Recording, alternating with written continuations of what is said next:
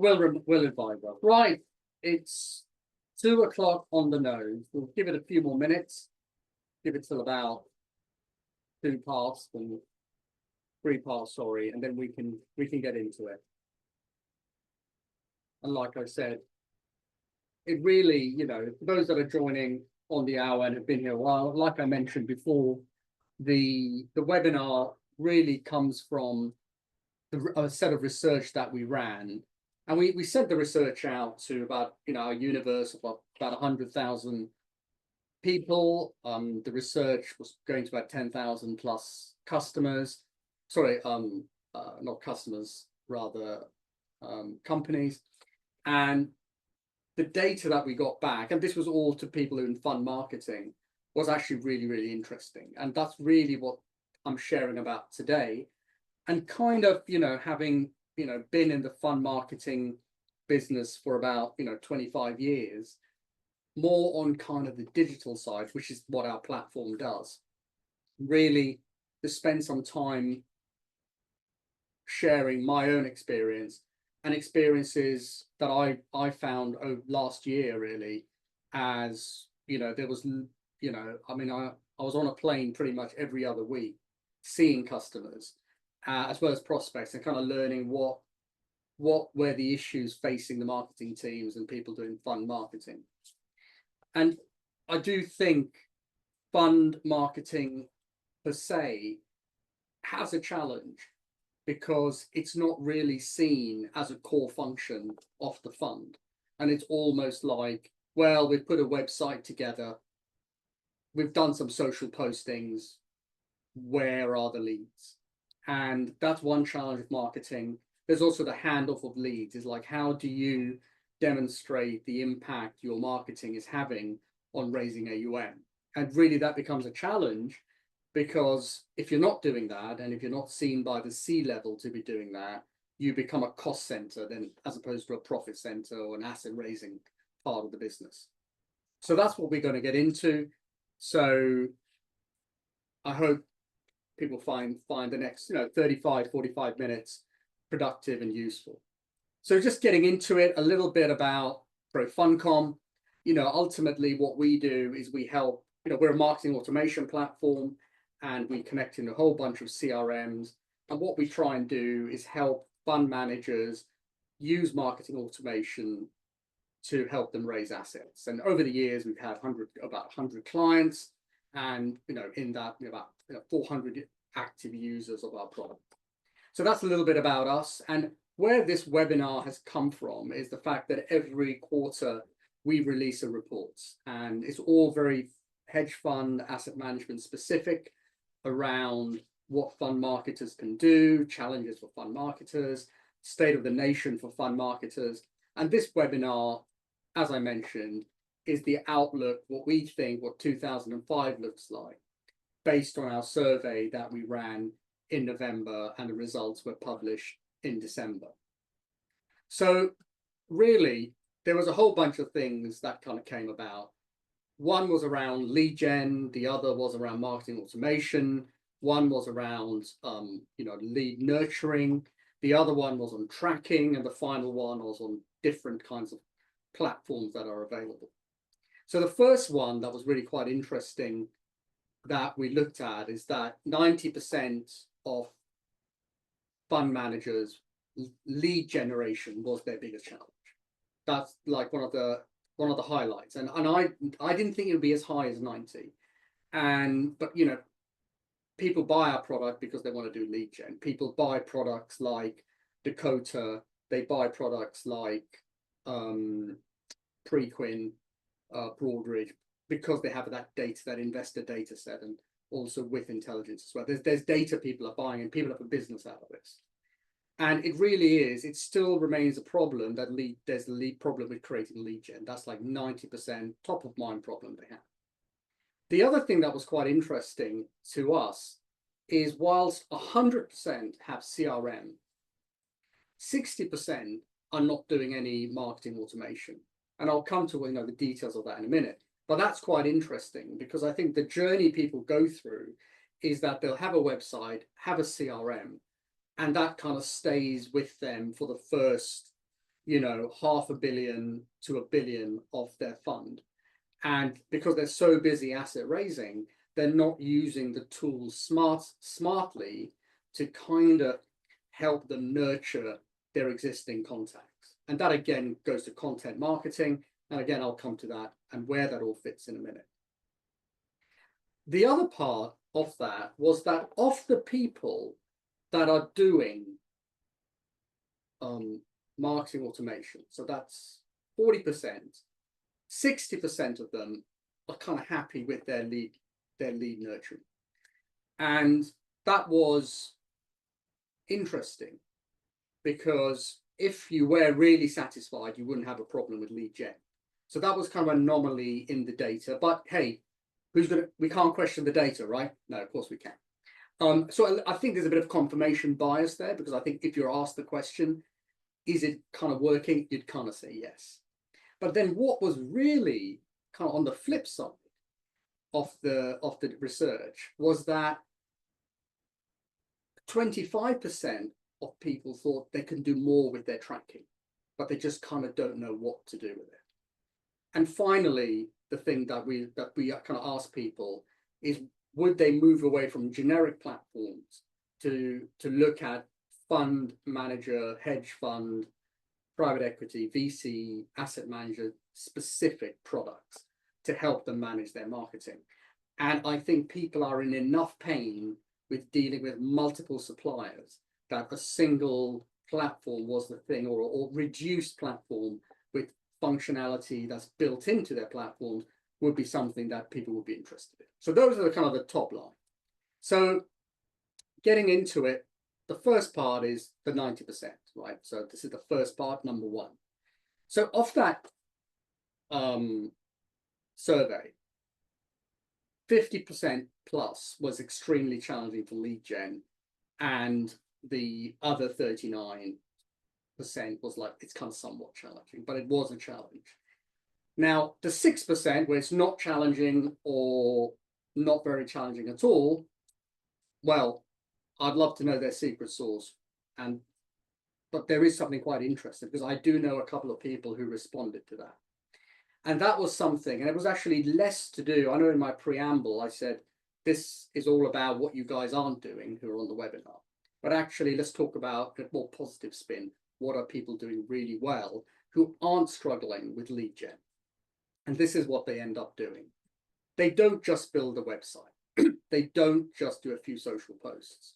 What they build out, and those of you who are regular listeners to the webinar, I was going to say podcast, but regular attendees to our webinars, you'll kind of see these kind of 5 steps. And this is what we call our go-to-market strategy. And it doesn't really matter whether you're selling a fund, whether you're selling software, whether you're selling cleaning products. If you've got a business, if you've got a firm, marketing kind of sits in these 5 silos. You have this concept of building your fund narrative. You've got creating the brand awareness. You've then got demand generation. You've got engagement, and then you've got the analytics that sit with that.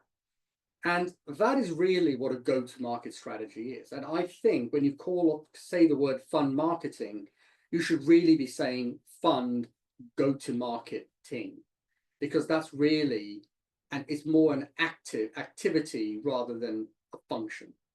And really, the funds that have done this incredibly well will have built out their fund narrative. It's like what their fund's about, why do they do what they do, and kind of selling that story. And that really is the story. And I know there's lots of content on the internet about authenticity and storytelling, and Stacey Habner does a great job on kind of helping companies with that.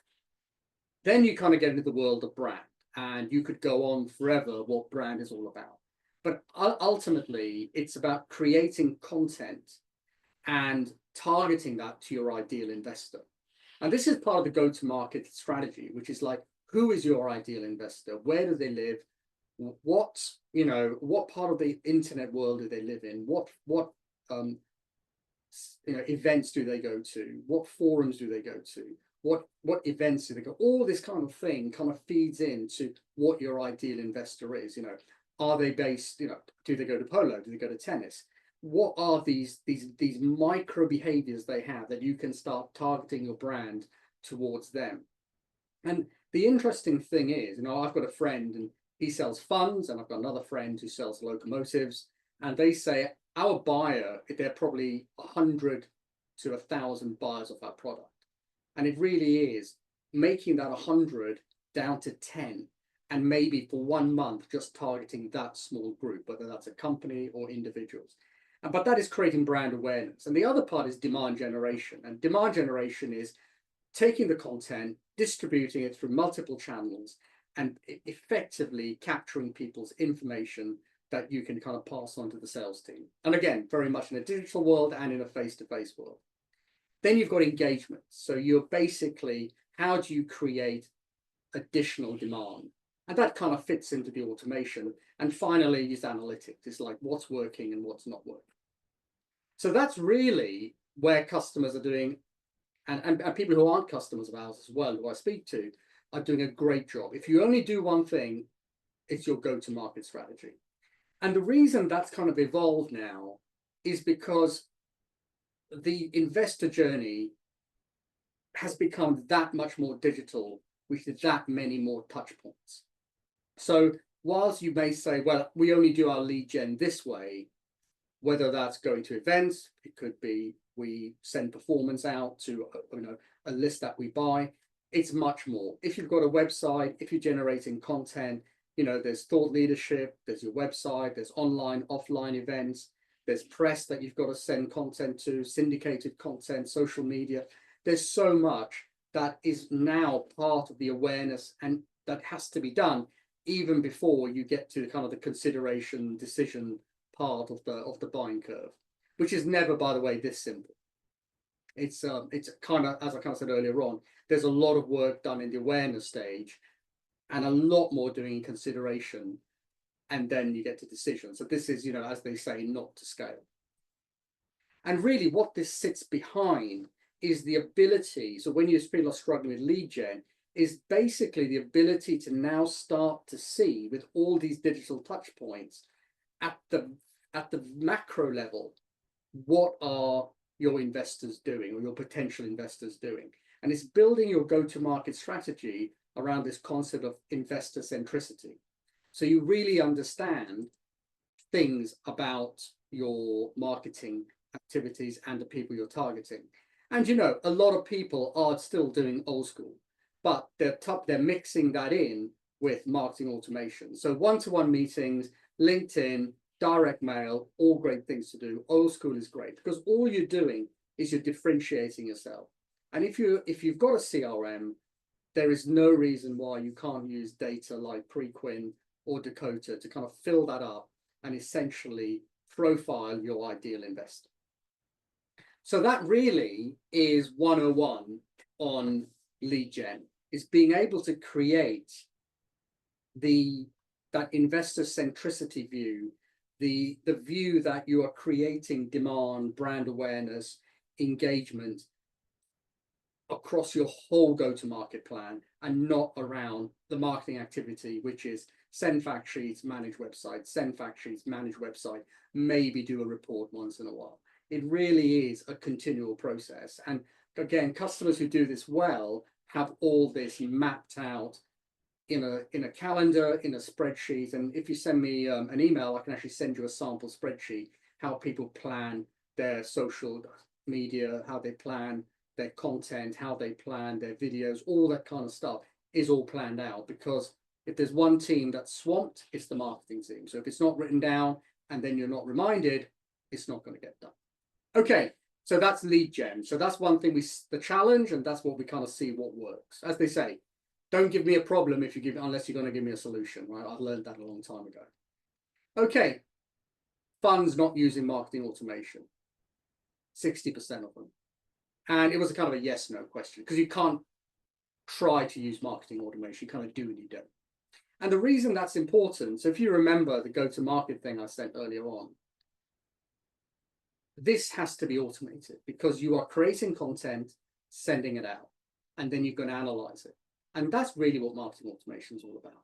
It's about creating content, seeing who's engaged, seeing who's not engaged, based on their engagement, either send them more content or invite them to an event or get a salesperson or a IR person to get in touch, start a conversation. And that's really what automation is all about. That's what sales teams only want to do. Whether, you know, your business, whether you call it business dev, whether you call it IR, whether you call it relationship management, ultimately they just want to have a conversation. And what we're trying to do here with an automated go-to-market system, whether it's ours, whether it's anybody else's, is the ability to start a conversation. And then you've got this feedback loop.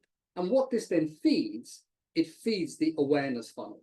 Now, nobody, based on a tweet or based on a LinkedIn post, is going to buy your fund. But what you can do is you can basically find a way through automation to be front of mind for as long as you can. And it is that process of where if you're 100% of your audience, well, the way to get 100% of your audience to engage with you is to actually send them content in the post. That work, that's almost 100% open rate. But when you're in the digital world, maybe 10%, 20%, 30% will engage with you.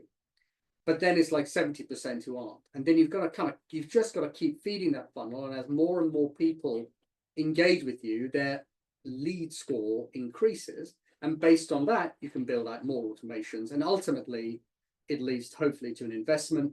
And I think we just have to be aware that we are not selling B2C and we're not selling B2B, right?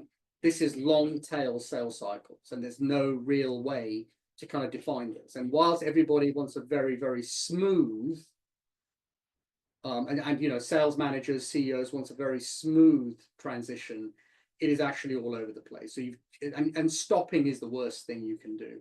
So, you know, keep working, keep feeding the funnel, keep stirring the pot, keep differentiating what you're doing.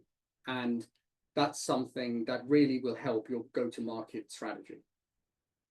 Okay, so that's marketing automation. I'm sure most of you are doing it. Well, I say that. I'm just saying 40% of you are doing it. The other 60% have a think of what you could do. But again, what you'll remember is this is all fed by content. If you're not generating content, marketing automation doesn't exist. If you don't have a fun narrative, guess what? Your content won't write itself. So again, you know, that's why I do say, you know, ChatGPT, you say, you know, DeepThink can write my content for me. I have spent the good part of about 2 weeks now asking ChatGPT to do me a yearly summary of hedge fund marketing for 2025, and it did not come close to the groundwork that we had to do to produce this report. So it kind of tells you something as well. And also, if you ask ChatGPT how many R's in the word terrible, it doesn't always get it right. So there's something for you. So stay away from AI. Right.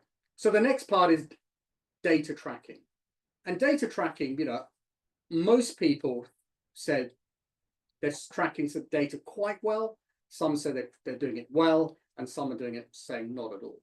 And again, it really depends, what does tracking mean? And we didn't have our survey out to say, what do you mean? But let me kind of come back to what I think what tracking should be about.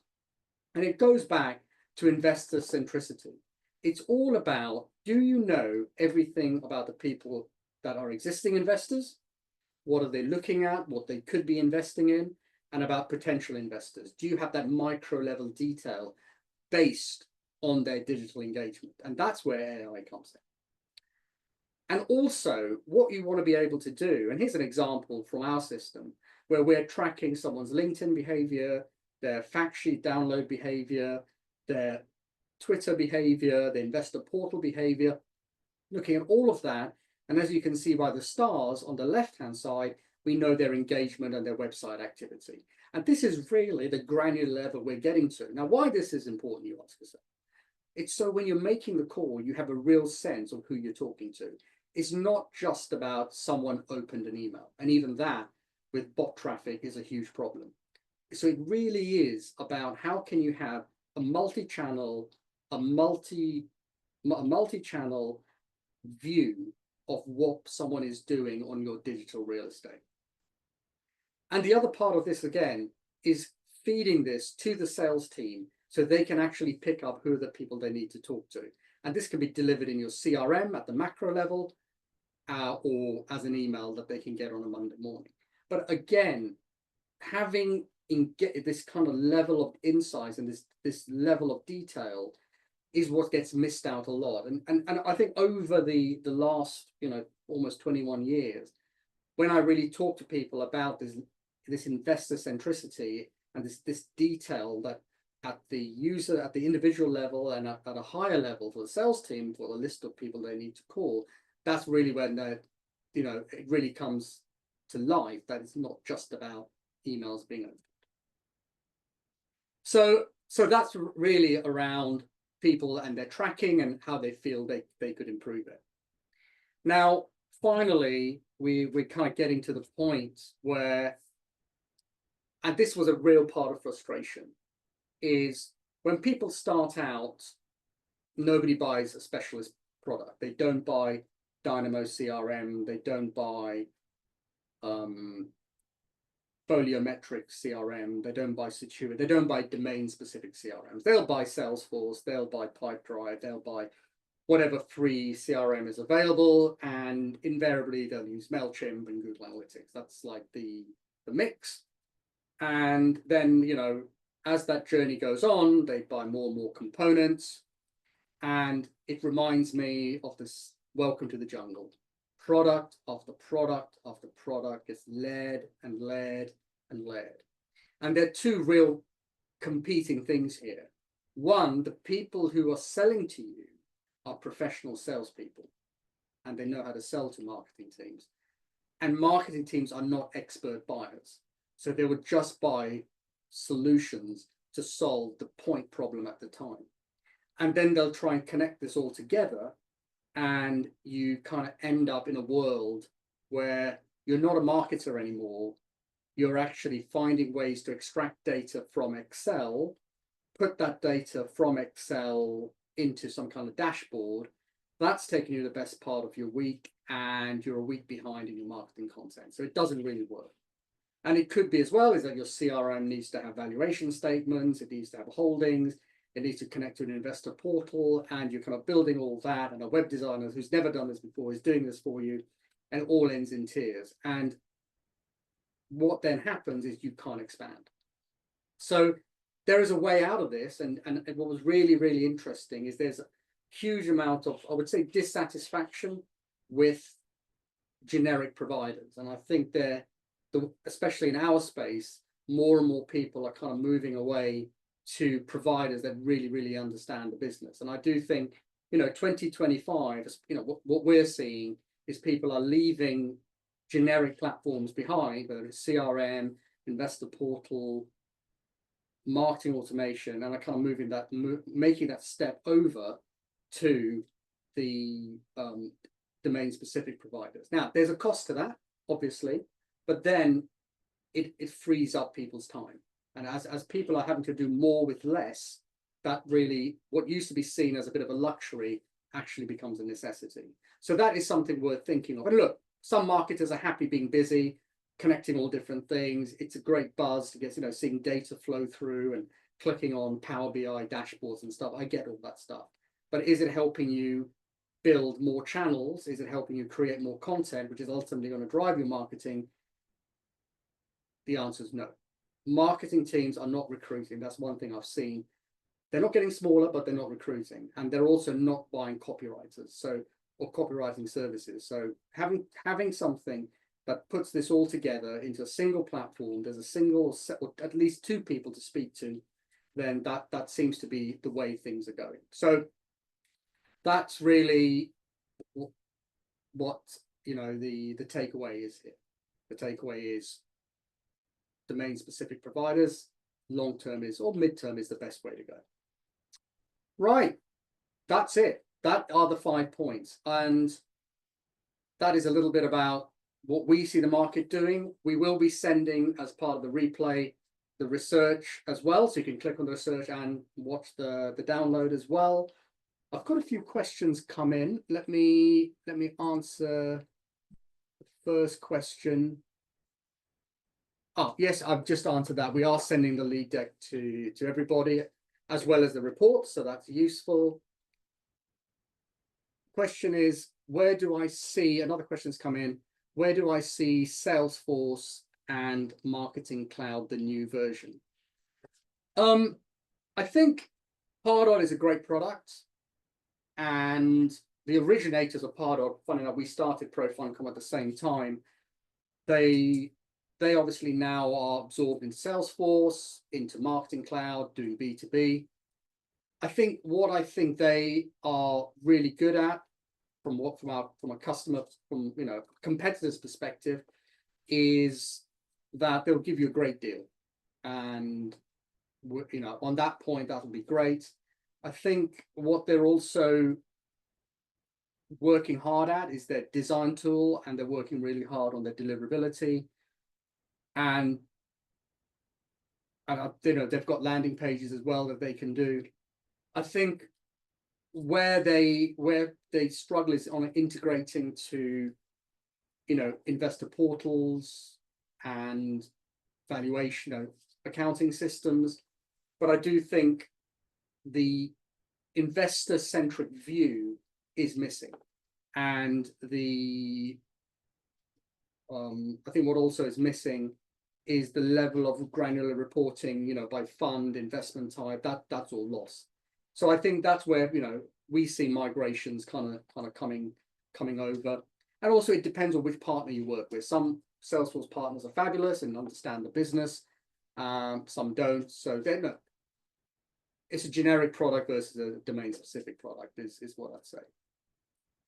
So very politically, I'm kind of saying we are different because our reporting and deliverability is very much catered. I think compliance is all catered around the fund business. And we have AI in our product that allows you to look at an email and suggest what you should be adding, what you should be taking out, and the like.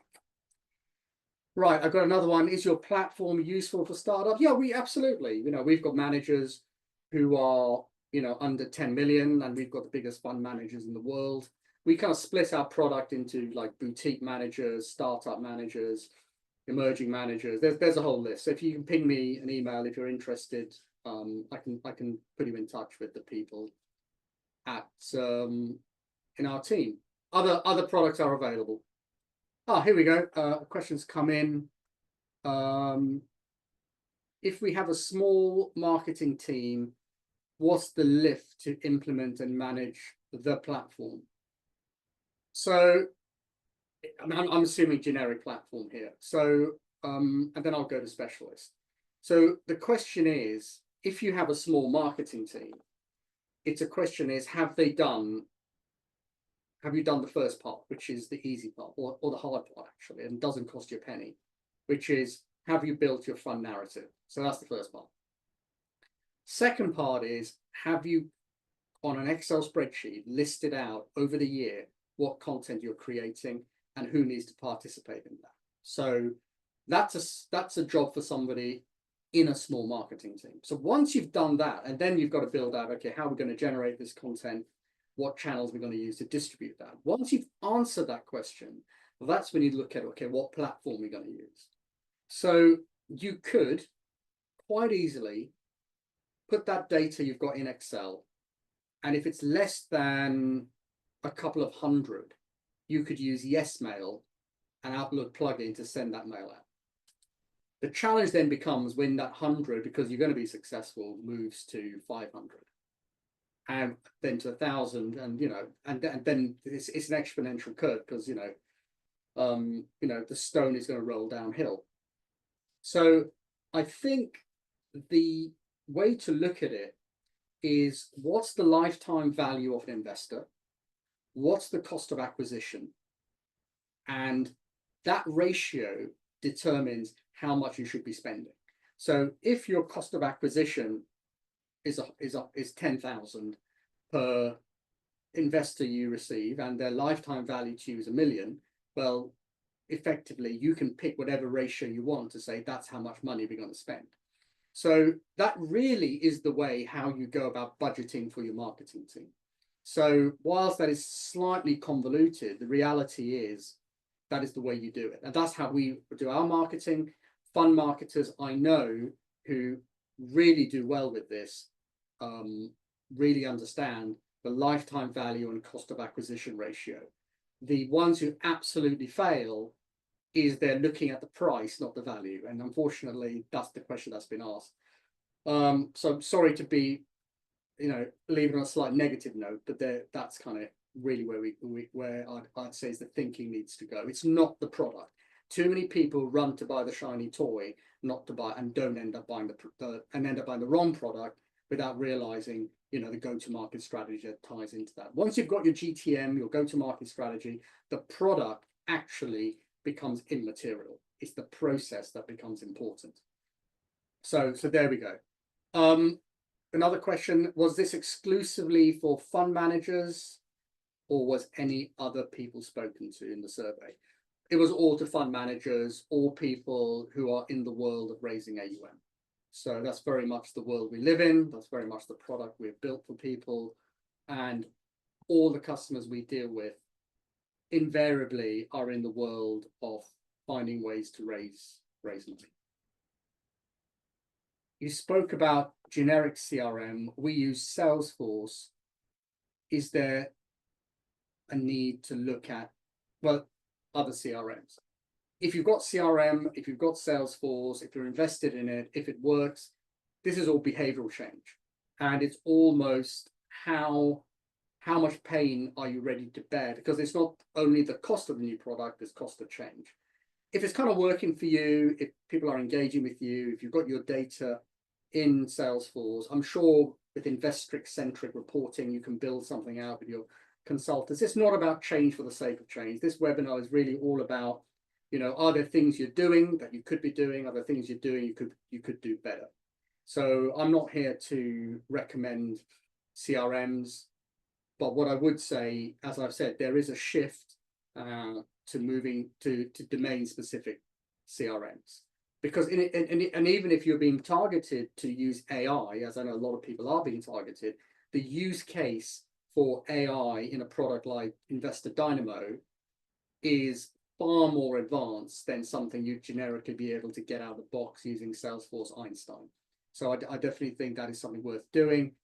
Go on their website, talk to a sales guy. They can kind of take you through that. That's what I would say.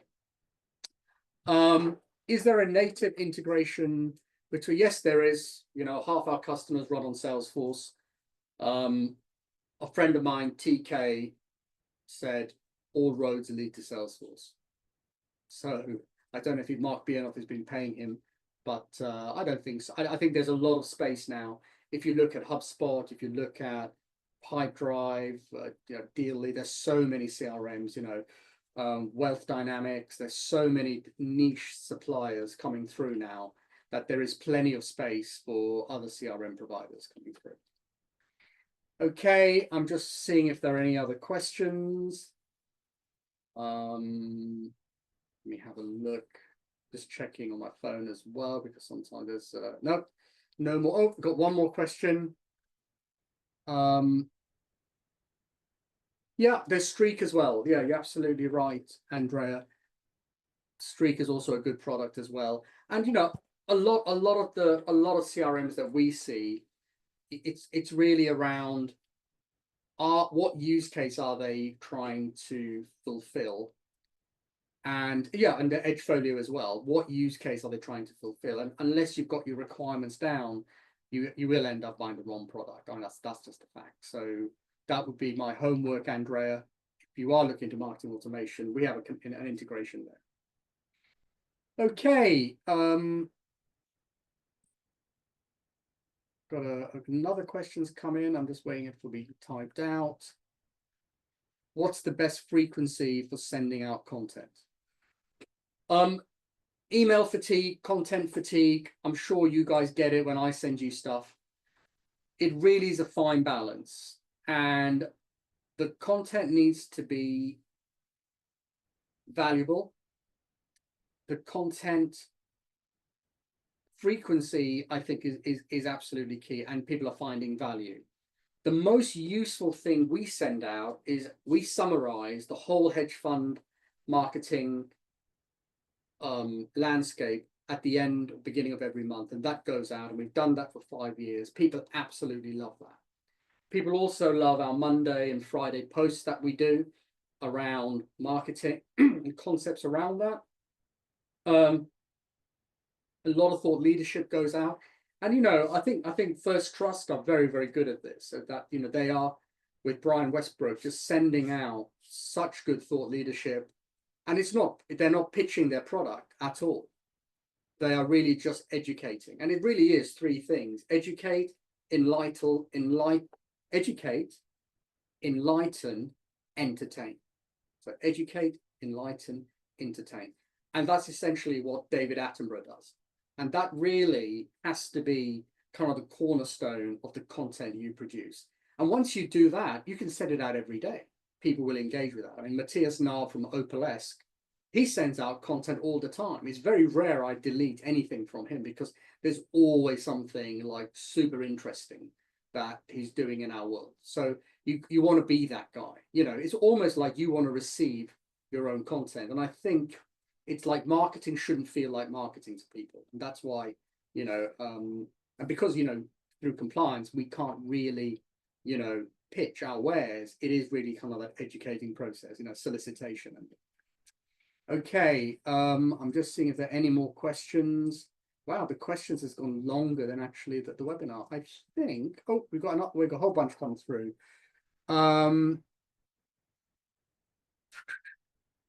Okay, on a second. Dawn, do you have any insights, tip high net worth? High net worth and affluent is weirdly what I was kind of talking to somebody about yesterday. And they seem to have not really embraced the alternatives world. However, with intelligence have just acquired high worth research, and the guy who is the founder is Alistair Graham, and he has a really good set. They have a really good data set for that. I know that for sure. So that's a really good place to look. And again, the trouble is when you're marketing to high net worth family offices and the like, you've got to be different, and you've got to find ways to be different.